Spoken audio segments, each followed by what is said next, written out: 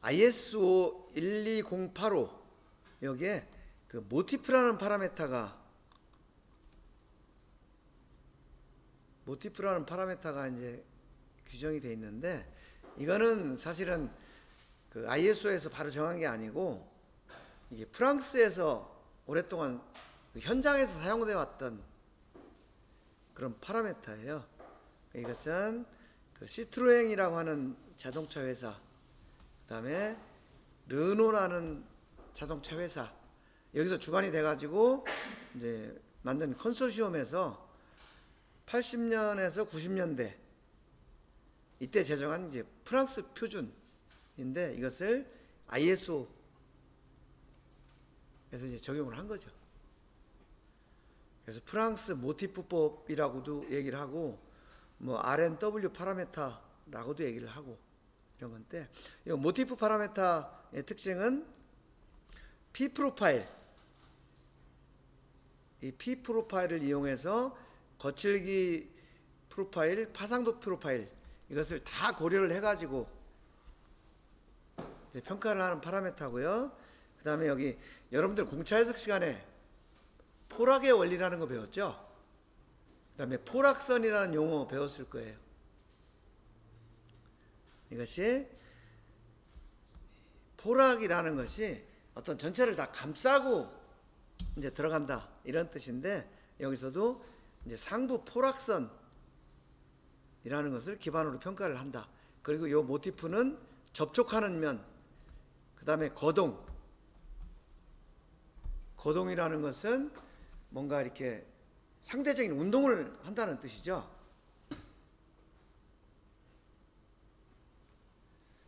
그런 접촉면이나 상대 운동을 하는 이런 면에 유용하게 적용되는 파라미터다, 그런 뜻이고요. 이게 그 과정이 좀 여러 단계를 거쳐요. 그리고 이거는 어떤 경험에 의해서 나온 거기 때문에 수식으로 이렇게 딱딱 떨어져 가지고 뭐 이런 것이 또 아닌 부분도 있어. 그래서 몇 가지 우리가 용어를 좀 이해를 했으면 좋겠는데, 여기 보면 국부 피크, 그 다음에 국부 벨리, 이런 용어들이 나와요. 지금 여기 보면 우리가 거칠기에서 이런 거칠기 곡선이 있을 때 여기를 피크, 요거를 벨리라고 그랬죠. 이렇게 표현을 했는데, 요 부분적인, 이 전체가 아니고 요 국부적인 요 부분에서의 피크, 요거를 국부 피크라고 그래. 그 다음에 요 한 부분에서의 벨리, 요거를 이제 국부 벨리, 이렇게 이제 표현을 했어요.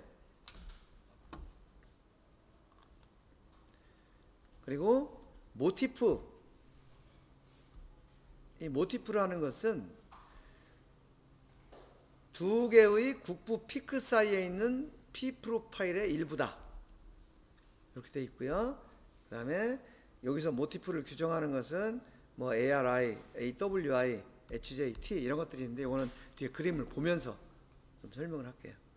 그리고 여기서 참고로 P 프로파일이 뭐냐, 아까도 여러 번 얘기했죠. 람다 S를 통과한 프로파일이다.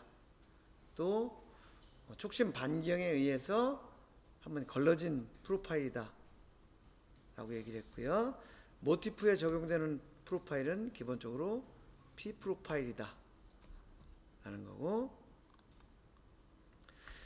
그 다음에 이제 모티프의 결합이라는 용어가 뒤에 나와요. 모티프의 결합이라는 건 뭐냐면, 이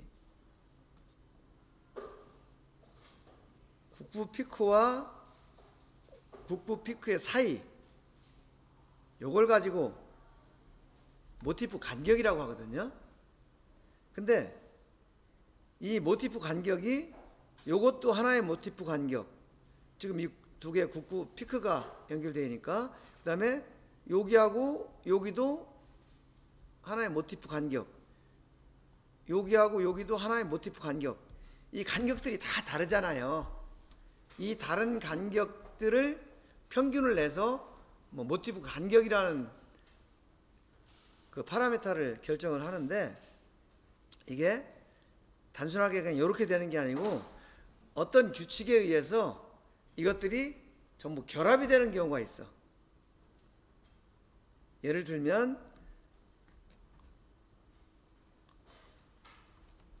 여기서 보면 요것도 하나의 모티프 간격, 요것도 하나의 모티프 간격이잖아요. 그런데 여기 요 모티프 간격은 제거가 돼서 지금 여기서 여기까지 통합을 한 이런 모티프 간격으로 새로 계산을 하는 거예요. 그래서 이런 것들을 모티프 결합이라고 그래요. 여기서도 마찬가지로 요것이 하나의 모티프고 요것이 하나의 모티프인데, 지금 여기 요 부분은 요 피크는 이게 의미가 없는 거예요. 그러다 보니까 요거는 제거가 되고 요거하고 요거 합쳐져 가지고 요런 하나의 모티프가 생긴다. 그래서 요 피크에서, 국부 피크에서 요 국부 피크 사이 요런 모티프가 생기는 거죠. 그리고 여기 있는 이 프로파일, 이거는 라무다 C를 통과한 거칠기 프로파일이 아니고 그냥 P 프로파일이에요. P 프로파일. 그러니까 국부 피크 사이에 있는 P 프로파일의 일부, 이것이 모티프다. 이렇게 보시면 되고, 그런 것들이 어떤 규칙에 의해서 결합이 돼 나갈 수 있다. 이런 의미고요. 그 다음에 모티프라는 것은 아까 얘기한 것처럼 이 두 개의 국부 피크, 이 국부 피크 사이에 이 프로파일, P 프로파일, 이것을 모티프라고 그래요. 그리고 이 모티프는 이 깊이를 가져요. 깊이. 이 국부 피크에서 요 골까지의 요 깊이를 갖는데, 이것이 두 개의 국부 피크 사이에 있는 거다 보니까 이 깊이도 이쪽에서 깊이 하나가 있고 이쪽에도 깊이가 하나가 있어요. 그래서 하나의 모티프에는 깊이가 두 가지가 있다. 좌측 우측. 그리고 이 모티프 사이의 간격, 이것을 거칠기 모티프 간격이라고 얘기하는데, 만약에 이게 파상도라면 파상도 모티프 간격, 이렇게 표현이 되는 거죠. 근데 이것이 아까 그 모티프의 결합을 하다 보니까 이게 한없이 늘어날 수가 있잖아요. 그래서 한없이 늘어나면 안 된다. 그래서 그 모티프를 결합할 수 있는 그 구간을 이게 정해놨어요. 그래서 거칠기 모티프인 경우에는 기본적으로 0.5mm까지. 그 다음에 파상도 모티프인 경우에는 기본적으로 2.5mm로 제한을 하고 있고요. 이게 기본값이에요. 그래서 거칠기 모티프 0.5 간격, 그 다음에 파상도 모티프 간격 2.5, 그 다음에 평가 길이는 16mm, 라무다 S는 8마이크로메타. 이렇게 적용하는 것이 모티프에서 기본이에요. 그래서 따로 규정이 없으면 요 값을 적용한다 라는 거고, 여기 보면 따로 적용이 필요할 때는 이 값들을 이렇게 정해주면 되는 거죠. 이런 경우, 이런 경우, 이런 경우. 그래서 아까 파라메타 값을 표현할 때 마이크로메타가 있고 단위가 밀리미터가 있고 그 다음에 퍼센트가 있다고 그랬잖아요. 그래서 요 밀리미터에 해당하는 것이 이 모티프예요. 예를 들면 요 모티프 간격, 요것은 단위가 밀리미터가 되는 거죠. 그리고 도면에 규제를 할 때는 IS 1302에 나와 있는데 이렇게 규제를 한다. 필터. 요거는 거칠기 모티프인 경우에 라무다 S A. A는 지금 요 값을 얘기하는 거죠. 그 다음에 평가 길이. 파라메타라는 것은 요 뒤에 이제 또 나와요. 뭐 AR이라든지 AW라든지 이런 것들.